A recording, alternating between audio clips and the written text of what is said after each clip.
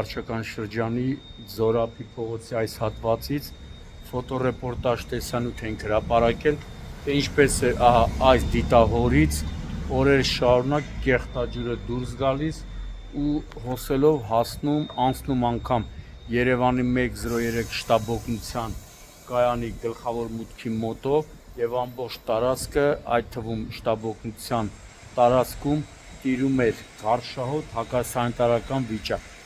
Հրապարակումից ժամեր անց իմ տեղեկություններով հենց գիշերը Երևանի քաղաքապետ Տիգրան Ավինյանի կարգադրությամբ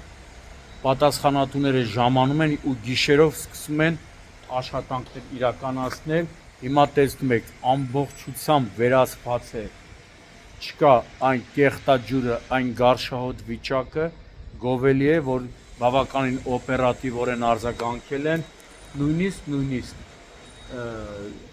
կենտրոնի թաղապետարանն ու քաղաքապետարանի համապատասխան վարչության աշխատակիցները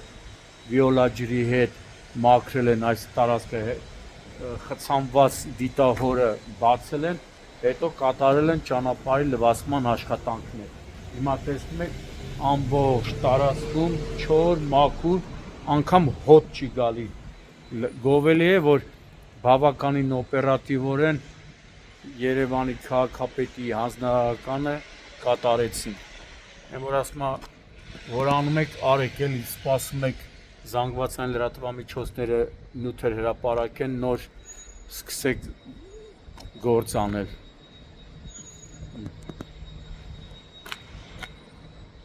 Թեպետ իմ տեղեկություններով պիտի հեռացման այդ ջրատար, այդ կոյուղատարերը փոխվի, քանի որ այս հատվածում բավականին շատ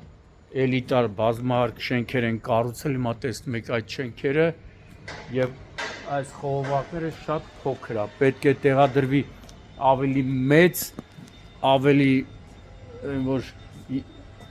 դիմացկուն ջրահեռացման խողովակներ, այդ թվում կոյուղատար, թե չէ մի քանի օր հետո բնակիչներն ասում են, մի քանի օր հետո չի բացառվում նորից դուրս գա կեղտաջուրը, տեսեք, միջև այստեղ շտաբ օգնության կայանի մոտ կեղտաջուրը գալիս էր, անցնում, հասնում այնտեղ, ու այս ամբողջ տարածքում գարշահոտ հակասանիտարական վիճակ։ Շտաբ օգնության ավտոմեքենաները անգամ այս կեղտաջրի միջով էին անցնում, կանչի վայր մեկնում։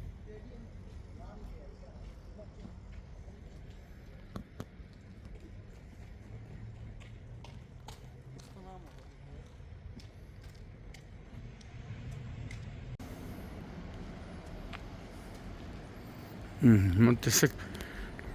լրի մաքուր, ինչ էր են որ կատարում, քանի օր այս վիճակն էր։